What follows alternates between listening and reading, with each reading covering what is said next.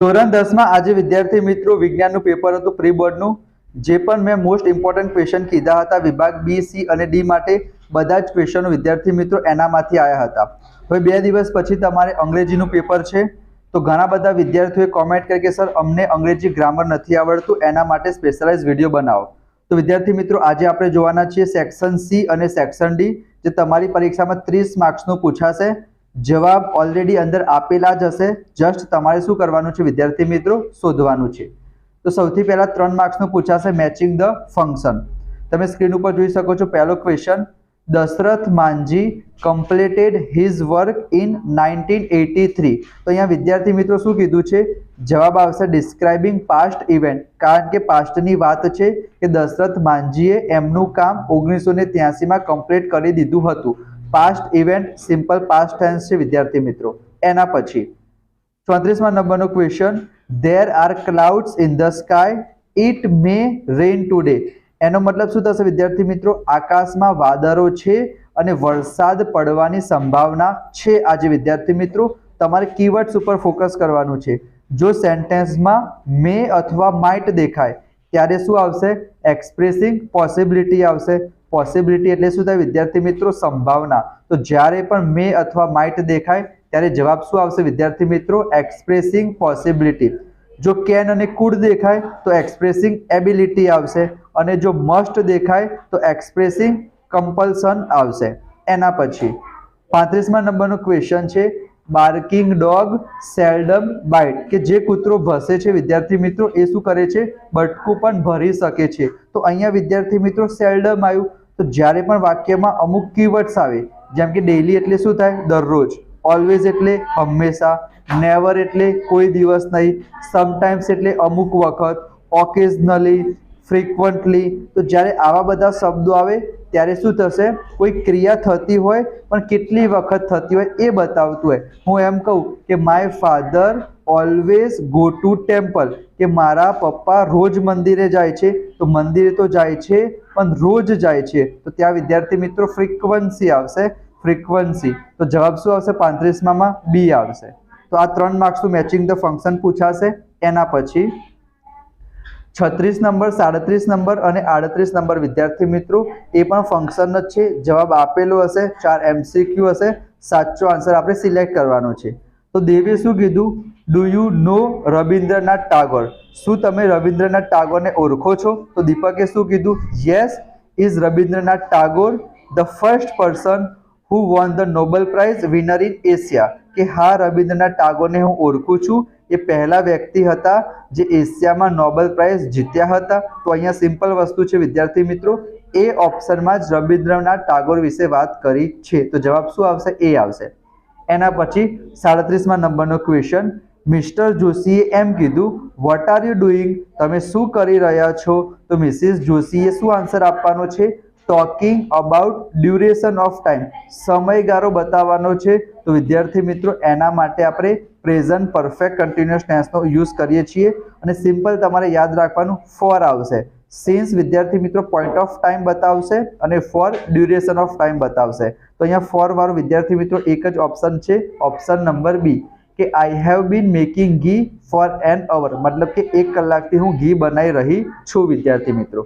એના પછી 38મા નંબરનો ક્વેશ્ચન, મેનેજરે એમ કીધું, what is your speciality as a clerk, તો તમારી સ્પેશિયાલિટી શું છે એઝ અ ક્લાર્ક? તો કેન્ડિડેટ શું કહે છે, એક્સપ્રેસિંગ એબિલિટી. મેં તમને હમણાં જ કીધું હતું, એબિલિટીમાં શું આવશે, કેન આવશે અથવા તો કુડ આવશે. તો પહેલામાં તો મસ્ટ આપેલું છે તો ના આવે, શુડ એ પણ નહીં આવે.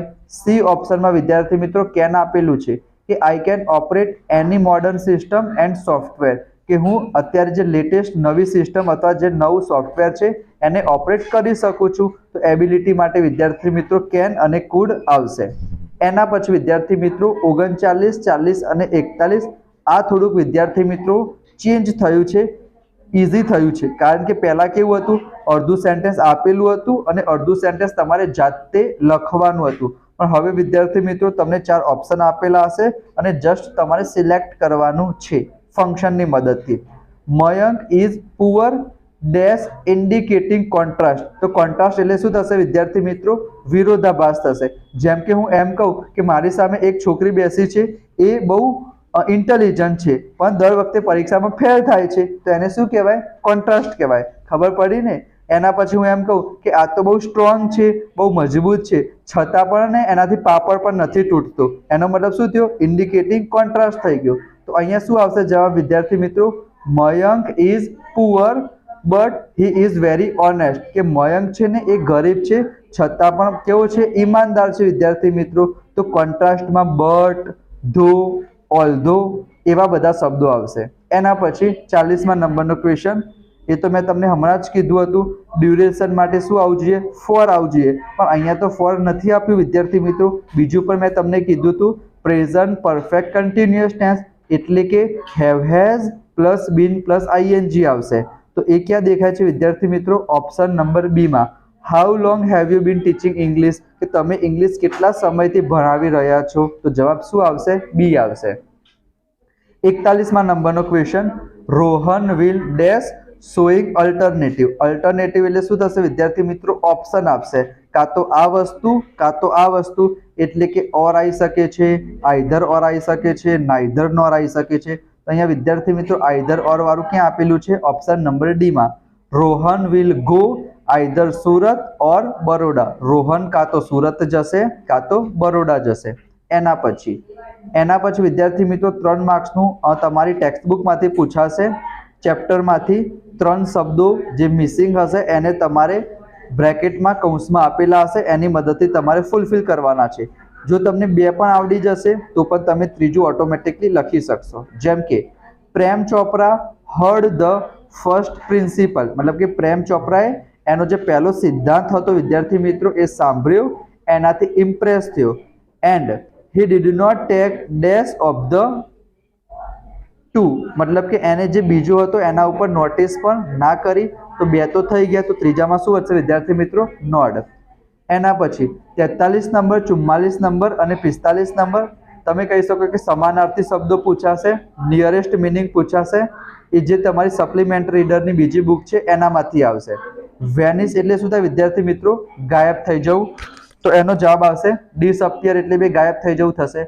ડેન્સ એટલે થશે વિદ્યાર્થી મિત્રો ઘાટું, ગાઢ, તો એનો સિનોનિમ થશે થીક. અને એક્ઝોસ્ટેડ એટલે જ્યારે આપણે બહુ થાકી જઈએ ત્યારે કહેવાય એક્ઝોસ્ટેડ. તેનો જવાબ આવશે વેરી ટાયર્ડ. બહુ ઇઝી હતા વિદ્યાર્થી મિત્રો.